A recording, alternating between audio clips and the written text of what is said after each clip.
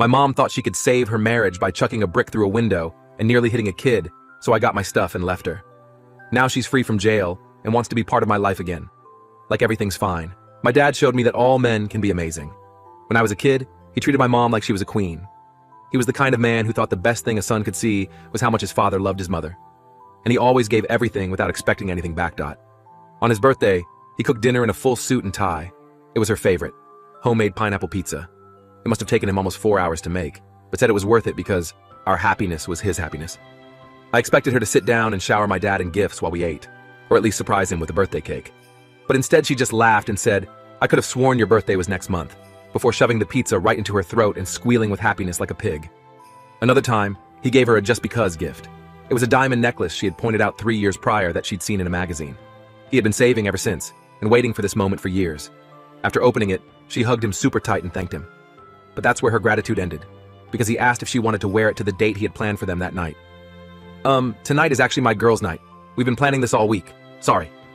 He then proceeded to help her put the necklace on, before watching her pair it with the skimpiest dress known to mankind to throw it back with her ratchet friends at the club.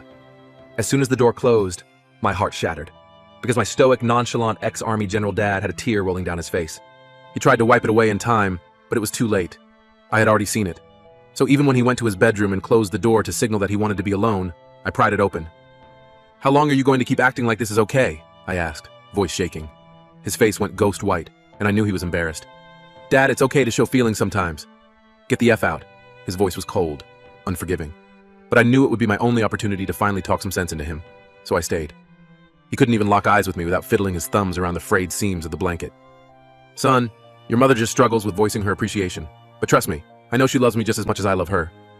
This should have been enough, but it wasn't. Because the entire time my dad's eyebrows were raised super high, something he only does when he's lying. And I knew I had to do something. So, I hosted a dinner party. You see, there was this couple that lived near us who were the complete opposite of my parents. The husband would still woo his wife with her favorite snacks, jewelry, or makeup. But instead of just asterisk thing all over him, his wife would surprise him by getting up early and mowing the lawn for him in the way that he likes. They spent every evening together, fishing and laughing like best friends. I knew they were the perfect people to show my dad exactly what was going on. So I invited them over on Thanksgiving. My dad was the one to open the door. The wife, Samantha, brought over homemade baked goods and ice cream, while the husband brought gifts for everyone. Very expensive-looking gifts at that. I knew my plan was working when this alone was enough to shake up my dad. And while we were all eating dinner, Samantha cuts his steak before serving it to him, while he gently wipes a crumb from her cheek without saying a word. Meanwhile, my dad looked over his shoulder to see my mom scrolling on Instagram with the volume all the way up, not even eating anything, because she already had a huge breakfast with her girls.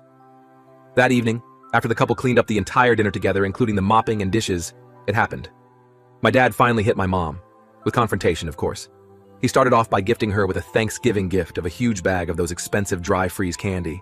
And when she responded with, "Okay, thanks," he responded with, "They were pretty expensive." My mom just stared at him blankly before saying, "Yep. I went through a lot of trouble to get them for you." By this point, my mom was taking her earrings out and actually getting angry. I deserve to be pampered. Don't you think I deserve a grateful wife? Or at least one who loves me back? This time, she was so taken aback she didn't even have a response. So he grabbed my hand, and we walked out the front door to drive to my granddad's. It was exhilarating, TBH. And when he told my granddad what happened, we practically spent the rest of the evening celebrating, until it was cut short. Because that's when my dad got the call. It was my mom at the police station of all places. My dad put her on speaker so Granddad and I could hear too. "I'm at the police station," she said, sounding weirdly proud of herself. "I went to teach Samuel and Samantha a lesson for ruining our marriage." My dad's face went pale. "What did you do?" "I showed them what happens when people mess with my family," she said. "Things got a little violent, but it's fine. I just need you to come bail me out so we can go home and talk about us." My dad looked at me, then at my granddad. His hands were shaking. "What exactly happened?" he asked her. "Just come get me," she snapped. "This is me showing you how much I love you. Isn't that what you wanted?" I hung up the phone immediately. My dad looked like he was about to throw up. We both just sat there for a second, trying to process what the hell just happened. The living room of my granddad's house suddenly felt too small, too warm. The ticking of the old grandfather clock in the corner seemed unnaturally loud. My granddad was the first one to break the silence. "You're not going to bail her out, are you?" he asked my dad, his weathered face creased with concern. My dad shook his head, running his hands through his graying hair. "I don't even know what she did yet." I grabbed my laptop from my backpack and started searching local news sites, my fingers trembling slightly as I typed. Nothing yet. Then I checked Facebook, and sure enough, there was already a post in our neighborhood group. Someone had posted about police cars at Samuel and Samantha's house. The comments were blowing up with speculation. Some neighbors were already connecting it to the arguments they'd heard between my mom and the couple last week. My dad called the police station directly, his voice steadier than I expected. I could only hear his side of the conversation, but it was enough. His face kept getting darker and darker as the officer explained what happened. The color drained from his cheeks, and his shoulders slumped forward. When he hung up, he looked 10 years older. "She threw a brick through their front window," he said quietly, staring at the phone in his hand. "Samuel's teenage daughter was sitting right there doing homework. The glass missed her by inches." My stomach dropped like I was on a roller coaster. I'd met their daughter Emma a few times. She was this quiet, sweet kid who played violin and always had a book tucked under her arm. She'd helped me with my algebra last summer when I was struggling. The thought of her almost getting hurt made me feel sick. "Jesus Christ," my granddad muttered, shaking his head slowly.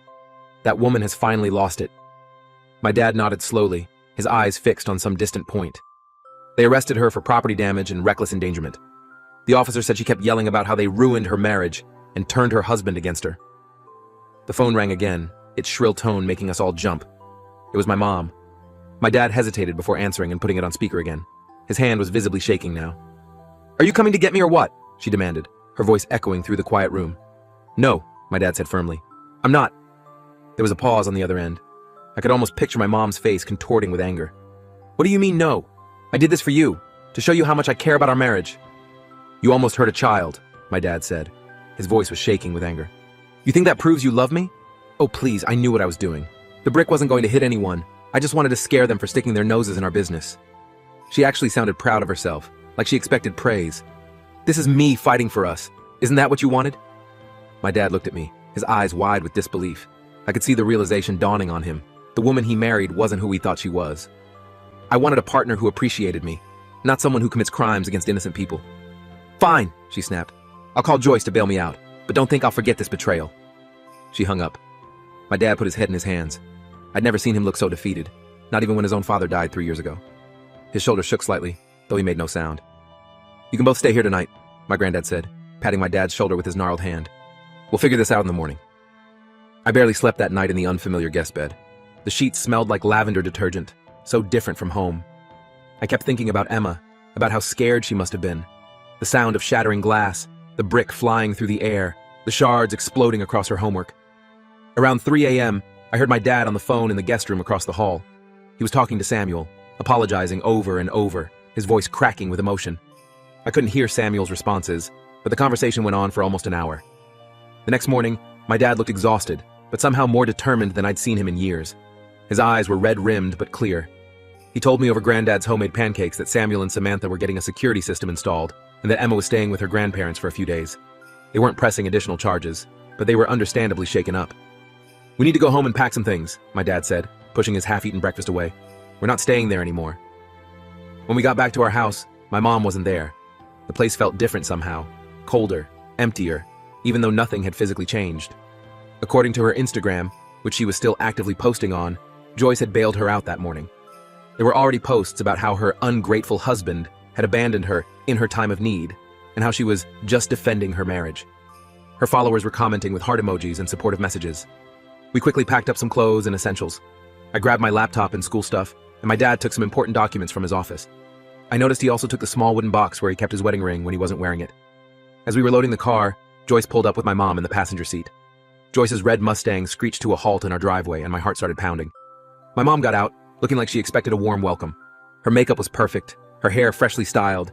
She must have gone straight to Joyce's to get ready after being released. When she saw us packing the car, her face twisted with anger, the carefully applied smile vanishing instantly.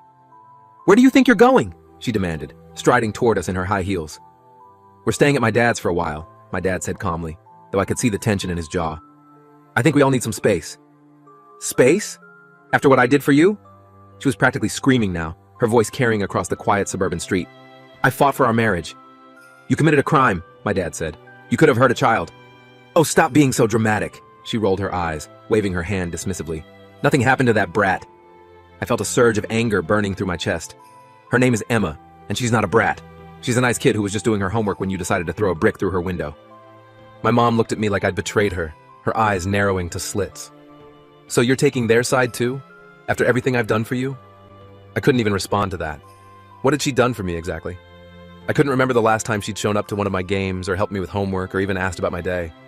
All I could remember was her constant criticism, her focus on her own needs, her Instagram posts where I was just a prop for her perfect family image. My dad finished loading the car and handed me the keys, the metal cool against my sweaty palm. "Go wait in the car, son." I didn't argue.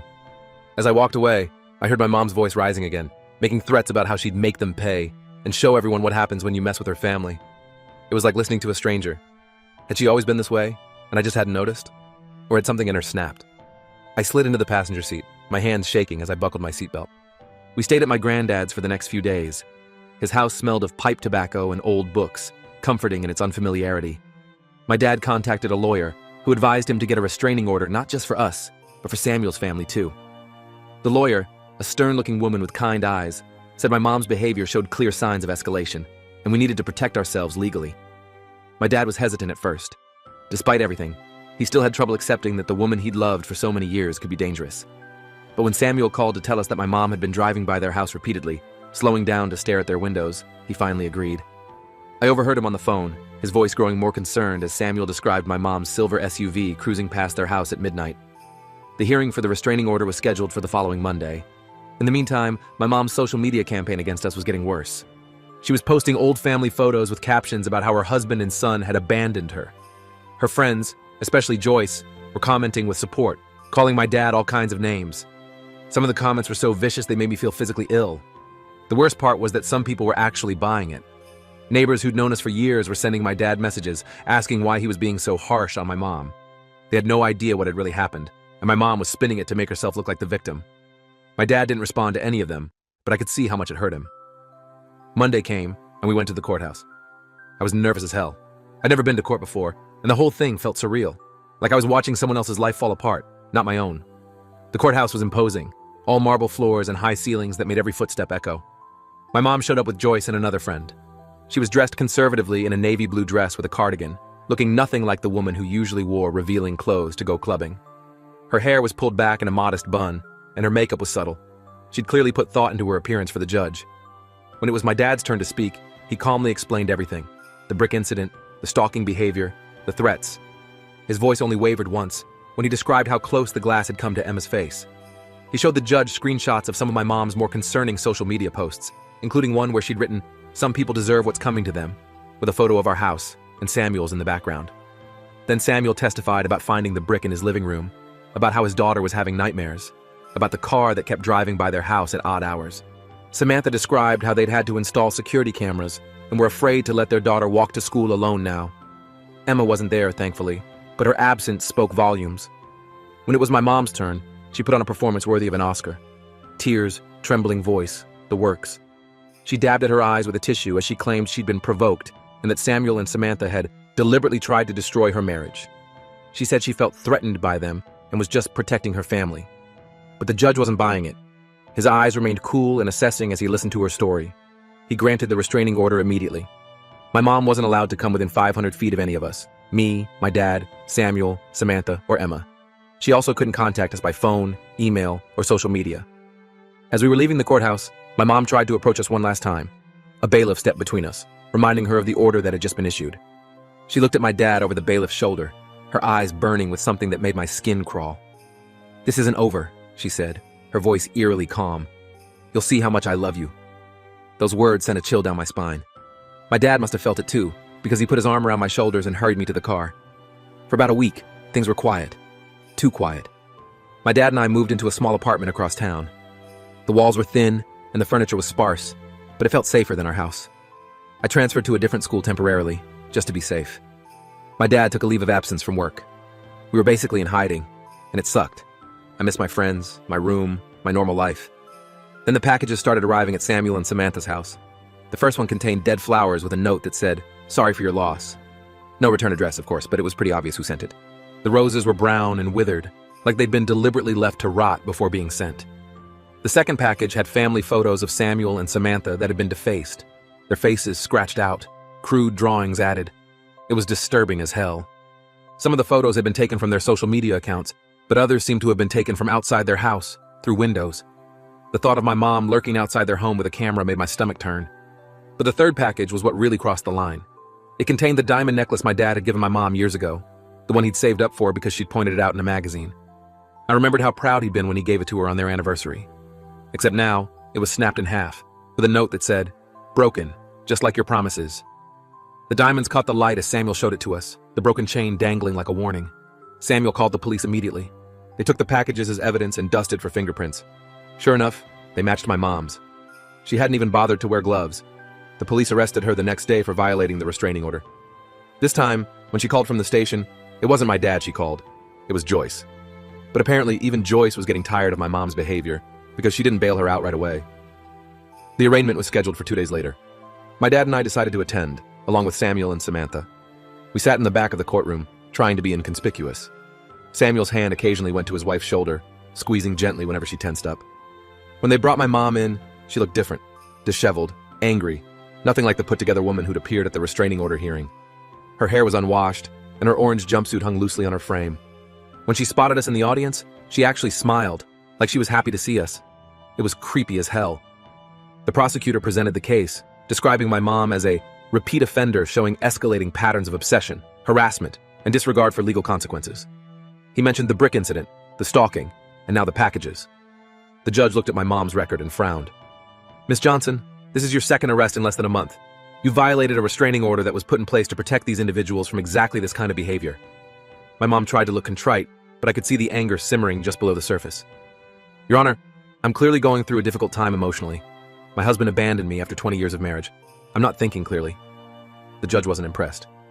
"Be that as it may, your actions show a deliberate intent to harass and intimidate. Given your pattern of escalation, I'm setting bail at $50,000. My mom's face fell. That was way more than Joyce could afford to bail her out. She looked over at us again, like she expected my dad to step in and help her. He didn't. He just sat there, his face expressionless, though I could feel him trembling slightly beside me. As they led her away, she started yelling, "This is all your fault. I did everything for you. I loved you more than anyone ever could." The bailiff had to physically remove her from the courtroom. The judge ordered a psychiatric evaluation before her next hearing. Outside the courthouse, a reporter tried to approach us for comment. My dad just shook his head and kept walking. We didn't want any part of turning this into a media circus. Over the next few weeks, more information started coming out about my mom's past behavior. Old acquaintances and relatives began reaching out to my dad, sharing stories I'd never heard before. Apparently, this wasn't the first time my mom had become obsessed and destructive. Years before she met my dad, she'd spread rumors about a coworker that ruined the woman's marriage. She'd stalked an ex-friend for over a year after a falling out.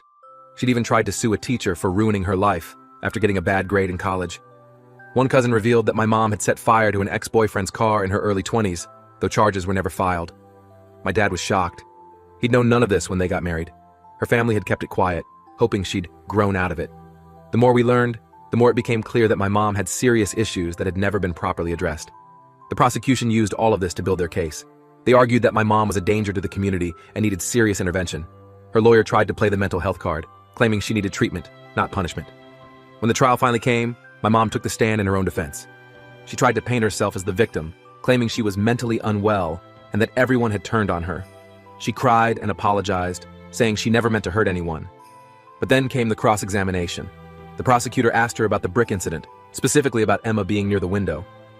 "Did you know there was a child in the room when you threw the brick?" he asked, his voice sharp. My mom hesitated, then made a fatal mistake. "I knew she was at the window," she admitted. "I just wanted to make a point. I wasn't trying to hurt her, just scare them all a little." The courtroom went silent. She just admitted to knowingly endangering a child. Even her own lawyer looked stunned, his pen frozen mid-note on his legal pad. The verdict came quickly after that. Guilty on all counts: harassment, violation of restraining orders, and reckless endangerment with intent to harm. The sentence: 18 months in county jail, with mandatory psychiatric treatment. No possibility of early release. As they led her away, my mom looked back at us one last time. There was no anger anymore, just a hollow emptiness that was somehow worse. My dad met her gaze steadily, but didn't wave or nod or give any sign of forgiveness. It was over. Outside the courtroom, there were no reporters waiting, no cameras. No one cared about our family drama except us. It was both a relief and strangely deflating. "What now?" I asked my dad as we walked to the car, our footsteps echoing in the parking garage. He sighed deeply. "Now we rebuild. Together." A week later, we went back to our house. It felt strange being there without my mom, but also peaceful in a way it hadn't been for years. The first thing we did was change the locks. Then we went through the house, packing up my mom's things to put in storage. It was like exorcising a ghost. I found myself breathing easier with each box we filled, like the air itself was clearing. We also helped Samuel and Samantha replace their broken window.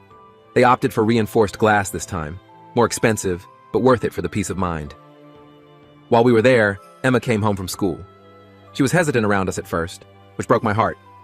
But by the end of the afternoon, she was showing me her violin and asking if I wanted to hear her play. I sat on their couch, listening to her practice a Bach piece, and felt something inside me begin to heal. That evening, my dad and I ordered a pineapple pizza. Not because it was my mom's favorite, but because we realized we both actually liked it all along. We sat in comfortable silence, eating and occasionally commenting on the TV show we were half watching. "I'm sorry you had to go through all this," my dad said suddenly. "I should have seen the signs earlier." I shook my head. "We both missed them. Or maybe we saw them but didn't want to admit what they meant." He nodded slowly. "I always thought loving someone meant accepting them exactly as they are, but I think I confused acceptance with enabling." "You deserved better," I told him. "We both did." He reached over and squeezed my shoulder. "We got better now. It's just you and me, kid. And that's enough." As we sat there eating our pizza, with no Instagram volume blaring in the background, no slammed doors, no walking on eggshells, I realized something important. Sometimes the family you're born with isn't the family you end up with. Sometimes you have to build something new from the ashes of what burned down. And sometimes that new thing is stronger than what came before. My dad's phone buzzed with a text. It was from Samuel, inviting us to go fishing that weekend. My dad looked at me questioningly. "Sounds fun," I said. And I meant it. For the first time in months, maybe years, I felt like we were going to be okay. Not perfect, not immediately, but eventually. We had a long road ahead of us, but at least now we were walking it together, in the right direction. We ended up going fishing with Samuel that weekend. I'd never been fishing before, but it turned out to be pretty chill. Just sitting there with a line in the water, not really talking much, just existing together. Samuel brought these awesome ham sandwiches his wife made, and my dad brought some sodas. Emma came too, bringing her homework to do on the dock while we fished. I noticed she still jumped at sudden noises, but she seemed more relaxed around us now. "First catch gets to pick dinner," Samuel announced, casting his line with practiced ease. My dad laughed, a real laugh that reached his eyes. I hadn't heard that sound in forever. "You're on." I didn't catch anything that day, but I didn't really care. Watching my dad gradually relax, his shoulders finally dropping from around his ears, was worth more than any fish. Life started settling into a new normal after that. We got into a routine at home. I'd handle breakfast while Dad did dinner. We split the chores without even having to discuss it. The house felt lighter somehow, like we could both breathe easier. School was weird at first. Everyone had heard rumors about what happened with my mom. Some kids avoided me like I was contagious, while others suddenly wanted to be my friend out of morbid curiosity. I just kept my head down and focused on my grades. My English teacher, Mrs. Patel, pulled me aside one day and told me if I ever needed someone to talk to, her door was always open. I didn't take her up on it then, but it was nice knowing the option was there. About a month after the trial, we got a letter from my mom. The prison counselor had apparently encouraged her to write to us as part of her therapy. Dad stared at the envelope for a long time before opening it. I stood in the doorway watching his face as he read. His expression didn't change much, but I saw his jaw tighten. "What does it say?" I finally asked. He handed me the letter without a word. It was 3 pages of her explaining how everything was everyone else's fault but hers, how we had betrayed her, how Samuel and Samantha had manipulated us against her. Not a single genuine apology in the whole thing, just blame and self-pity. She ended it by saying she expected us to be waiting for her when she got out, so we could be a family again. Dad took the letter back when I finished reading and tore it into tiny pieces. We didn't respond. 2 weeks later, another letter arrived. This one was different. It was shorter, just 1 page, and the handwriting was shakier. She wrote that her psychiatrist had adjusted her medication, and she was starting to see things differently. She apologized for the previous letter, and said she was beginning to understand that her actions had consequences. She didn't ask for forgiveness, just acknowledged the pain she'd caused. Dad read this one twice before carefully folding it and putting it in his desk drawer. He didn't tear it up, but he didn't reply either. The letters kept coming, about 1 a month. Each one showed a little more self-awareness than the last. Dad never responded, but he kept them all in that drawer. I think he was waiting to see if the changes were real or just another manipulation. Meanwhile, life went on. I joined the school's debate team and discovered I was actually pretty good at it. Dad started dating again. Nothing serious, just coffee with a woman from his office named Patricia. She came over for dinner once. She had a loud laugh and brought homemade cookies that were actually really good. I liked her, but I could tell Dad was taking things super slow. Trust issues, obviously. Samuel and Samantha became regular fixtures in our lives. We'd have dinner at their place every couple of weeks, and they'd come to ours other times. Emma and I developed this weird sibling-like relationship. She'd help me with math, I'd help her with history. Sometimes we'd just hang out and play video games or watch movies. Her parents seemed happy that she had someone to talk to who understood what she'd been through. About 6 months after my mom went to jail, we got a call from her lawyer. She wanted to see us. Dad immediately tensed up, his knuckles going white around his coffee mug. "You don't have to go," I told him. "Neither of us does." He nodded slowly. I know, but I think I need to. For closure, if nothing else. I decided to go too. Not because I missed her or wanted reconciliation, but because I needed to see for myself if she'd really changed, or if it was just another act. The county jail was depressing as hell. Gray walls, fluorescent lighting that made everyone look sick, the smell of industrial cleaner barely covering up the underlying stench of too many bodies in too small a space. We had to go through metal detectors and get patted down before they led us to the visitation area. My mom was already waiting when we arrived. She looked smaller somehow, her prison uniform hanging loose on her frame. Her hair was pulled back in a simple ponytail, no makeup. When she saw us, she didn't immediately rush over or make a scene. She just sat there, her hands folded on the table in front of her. Dad sat down across from her. I took the seat next to him, keeping my distance. For a long moment, nobody spoke. Thank you for coming, she finally said. Her voice was quieter than I remembered, less dramatic. Dad nodded but didn't say anything. I could feel the tension radiating off him. I've been doing a lot of work with my psychiatrist, she continued. I've been diagnosed with borderline personality disorder and narcissistic tendencies. It doesn't excuse what I did, but it helps explain some of it. Why did you want to see us? Dad asked, his voice carefully neutral. She looked down at her hands. I wanted to apologize in person. The letters didn't seem enough. She took a deep breath. I'm sorry for how I treated both of you, for taking without giving back, for the violence and the manipulation, for not being the wife and mother you deserved. I studied her face, looking for signs that this was just another performance. But there was something different about her eyes. They seemed clearer somehow, more present. I don't expect forgiveness, she continued. I just wanted you to know that I understand now what I did wrong, and I'm working on it. Dad was quiet for a long time. When he finally spoke, his voice was steady. I appreciate that. But words are easy. Actions are what matter. She nodded. I know. That's why I'm not asking to come back when I get out. I know that bridge is burned. I just wanted to give you both some peace if I could. We talked for about 20 minutes more. Nothing dramatic, just updates on my school and Dad's work. It was strangely civil, like talking to a distant relative rather than my mom. When our time was up, she didn't try to hug us or make us promise to visit again. She just thanked us for coming and said goodbye. In the car on the way home, Dad was quiet, his eyes fixed on the road. You okay? I asked. He nodded slowly. I think so. It's just strange seeing her like that. Part of me wants to believe she's changed, but another part is waiting for the other shoe to drop. Yeah, I agreed. Same. We didn't visit again after that, but the letters continued to arrive. Each one was respectful of our boundaries, never pushing for reconciliation, just keeping us updated on her progress. Dad still kept them all in his drawer. Life continued to move forward. I got my driver's license, and Dad bought me this hit-up old Honda that I absolutely loved. Samuel taught me how to change the oil and rotate the tires. Emma got first chair in her school orchestra and invited us to her concert.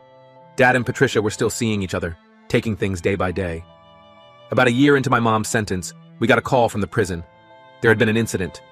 My mom had intervened when another inmate was being attacked and gotten stabbed in the process. She was in the prison hospital, stable but injured. Dad and I went to see her right away. She looked pale against the white hospital sheets, a bandage visible under her hospital gown. When she saw us, her eyes widened in surprise. You came, she said softly. Of course we came, Dad replied, his voice gruff with emotion. You're hurt. She smiled weakly. The other woman was getting struck pretty badly. I couldn't just stand there. The guard who was stationed by her bed nodded in confirmation. She probably saved that other inmate's life, took a shiv to the ribs for her trouble. We stayed for about an hour. The conversation was easier this time, less forced. When we were leaving, my mom reached out and briefly touched Dad's hand. Thank you for coming. It means a lot. He nodded, his expression softening slightly. Take care of yourself, Karen. It was the first time he'd used her name since the trial. After that visit, something shifted. We didn't suddenly forgive and forget everything, but there was a tentative bridge being built. Dad started occasionally responding to her letters. Brief notes, nothing emotional, but responses nonetheless. I sent her a copy of my school photo and a short update about debate team. Small steps. When my mom was released 6 months early for good behavior, we didn't go pick her up. That would have been too much, too soon. But Dad did help her find an apartment on the other side of town and a job at his friend Kenneth's accounting firm.